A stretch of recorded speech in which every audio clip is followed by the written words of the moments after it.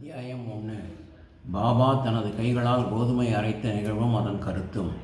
நமது பாரம்பரிய வழக்கத்தின்படி அனைவரையும் நமஸ்கரித்து திரு ஹேமந்த் பந்த் ஸ்ரீ சாயி சச்சரித்திரத்தை எழுதத் தொடங்கினார். ஏற்றுக்கொண்ட இப்பணி எந்தவித தடங்களுமின்றி நிறைவடைய முதலில் மகாகணபதியை வணங்கும் திரு ஹேமந்த் பந்த் தான் இயற்றும் இந்த நூல் வெற்றி பெற தன்னுடன் இருந்து இப்பணியை தொடர சாயியை வேண்டியதோடு ஷீரடி சாய்நாதனே அனைத்து விக்னங்களையும் களையும் விக்னேஸ்வரன் என்றும் கூறுகிறார். மனதில் உதிக்கும் எண்ணங்களுக்கு உயிரூட்ட வாக் தேவதை சரஸ்வதியை தியானித்து நமஸ்கரிக்கிறார். பிறகு ஸ்ரீ சாயே அறிவின் தெய்வம் ஆனதால் அவரே தம்முள் இருந்து தனது வாழ்க்கை கீதத்தை அழகாக வெளிப்படுத்துவதாக கூறுகிறார். அடுத்து முத்தொழிலை புரியும் பிரம்மா, விஷ்ணு, சிவன் ஆகியோரை வணங்கி ஸ்ரீ சாய்நாதரே அந்த மும்மூர்த்திகளின் அவதாரம் என்றும் நம்மை இந்த சம்சார சாகரத்திலிருந்து மீட்க வல்லவர் என்றும் கூறுகிறார். பிறகு பரசுராமரால் கடல் மட்டத்தில் இருந்து உயர்த்தப்பட்ட கொங்கண தேசத்தில் அவதரித்த தனது குலதெய்வமான நாராயண் ஆதிநாத்தை நமஸ்கரிக்கிறார்.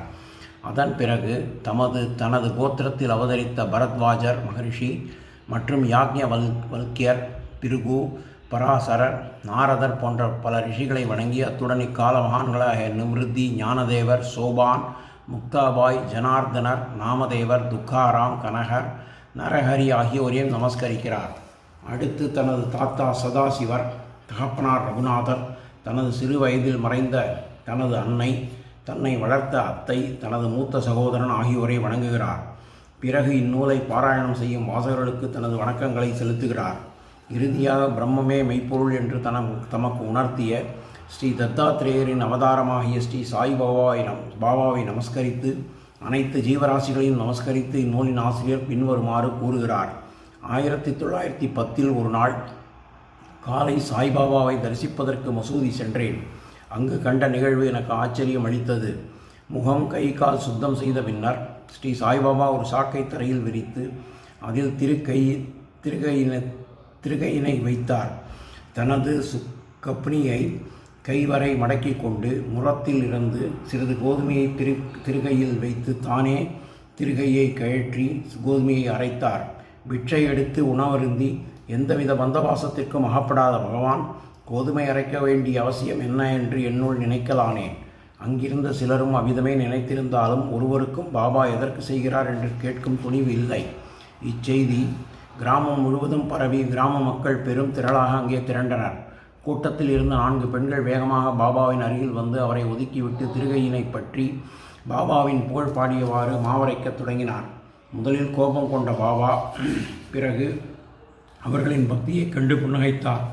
அப்பெண்மணிகள் மனதில் பாபா பிட்சை எடுத்து வாழ்வதாலும் குடும்பம் இல்லாதவர் என்பதாலும் அவருக்கு இந்தளவு கோதுமை மாவு தேவை இருக்காது என்றும் அவர் கருணை படைத்த மனம் கொண்டவராகையால் இந்த மாவை தமக்கே அடிப்பார் என்றும் எண்ணி மாவை அரைத்த பின் அதனை 4 பங்குகளாக பிரித்து ஆளுக்கு ஒரு பங்கு எடுத்து கொண்டார். இதனை பார்த்த பாபா கடும் கோபம் கொண்டார். அவர்களை பார்த்து, ஏன் இந்த மாவை எடுக்கிறீர்கள்? இதில் உங்களுக்கு எந்த அதிகாரமும் கிடையாது. உடனே இந்த மாவை கொண்டு போய் கிராம எல்லையில் கொட்டி விட்டு வாருங்கள் என்று சத்தம் போட்டார். இதனை கேட்ட பெண்கள் வெட்கி திணைகுணர்ந்து தமக்குள் முணுமுணுத்து கொண்டே பாபா சொன்னதைப் போல மாவை கிராம எல்லையில் கொட்டி மசூதி திரும்பினர். பாபா ஏன் இப்படி செய்தார் என்று அங்குள்ள மக்களை நான் வினவிய போது, கிராமத்தில் காலரா நோய் பரவி கொண்டிருப்பதால் அதனை எதிர்க்கவே பரிகாரமாக அவர் இப்படி செய்ததாக கூறினார். மேலும் அவர்களால் அரைக்கப்பட்டது கோதுமை அல்ல, கொடிய காலரா நோயாகும் என்றனர். அப்படி செய்த பின்னர் கிராமத்தில் காலரா நோய் படிப்படியாக குறையத் தொடங்கி மக்கள் மகிழ்ச்சி அடைந்தனர். இதனை கண்ட எனக்கு மற்றற்ற மகிழ்ச்சி ஏற்பட்டது. அதே சமயம் என்னுள் பல ஐயங்கள் எழுந்தன. காலராவிற்கும் கோதுமை மாவிற்கும் என்ன உள்ள சம்பந்தம் என்ன? அவற்றின் ஒற்றுமை என்ன? எப்படி அவற்றை இணைப்பது? இவற்றிற்கான விடை தெரியவில்லை. உடனே பாபாவின் லீலைகளை அறிய முற்பட்டேன். பாபாவின் லீலைகளால் தூண்டப்பட்ட என் மனம் அவர் சச்சரித்திரத்தை எழுத விழைந்தது. அவருடைய ஆசியினால் எனது இந்த முயற்சி வெற்றியடைந்தது. மாவரைத்ததன் தத்துவம் ஷீரடி மக்கள் உணர்ந்த காரணத்தை தவிர இதில் ஒரு தத்துவம் இருப்பதாக எனக்கு தோன்றுகிறது. தனது 60 ஆண்டு கால வாழ்வை பாபா அவர்கள் ஷீரடியில் கழித்தார். அப்பொழுது ஏறக்குறைய தினமும் அவர் கோதுமை அரைத்தார். அதாவது அவர் அரைத்தது கோதுமை மாத்திரமல்ல, தனது பக்தர்களின் பாவங்கள், உபாதைகள் ஆகியவற்றையும் மாவாக்கி வெளியேற்றினார். கர்மம் மற்றும் பக்தி ஆகிய இரண்டும் அவர் திருகையில் உள்ள மேல் மற்றும் கீழ்ப்பற்களாகும். அதன் கைப்பிடி ஞானம் ஆகும். மனிதனின் மனதில் உள்ள சத்வ ராஜச தமோ குணங்களை உடைய உணர்ச்சிகள், ஆசைகள், பாவங்கள் ஆகியவற்றை பொடி பொடியாக்கி நம்மை விட்டு விலக்காவிடில் ஞானம் சித்திக்காது என்பது ஆகும். இதேபோல கபீரின் வாழ்வில் ஒரு நிகழ்ச்சி. பெண் ஒருத்தி திருக்கையில் சோளம் அரைப்பதை பார்த்த கபீர் தனது குருவான நிபத்னி ரஞ்சனரிடம் சென்று, திருக்கையில் இடப்பட்ட சோளத்தைப் போல இவ்வுலக வாழ்க்கை இன்னும் திருக்கையால் நசுக்கப்படும் போது நான் அஞ்சுகிறேன் என்றார். அதற்கு நிபத்னி ரஞ்சனர் கபீரிடம், கவலைப்படாதே, இத்திருக்கையில் உள்ள ஞானம் என்னும் பிடியை பிடித்துக்கொள், அதிலிருந்து மனதை வெகு தூரம் செல்லாமல் உட்புறமாக திரும்பினால் நீ காப்பாற்றப்படுவது நிச்சயம் என்றார்.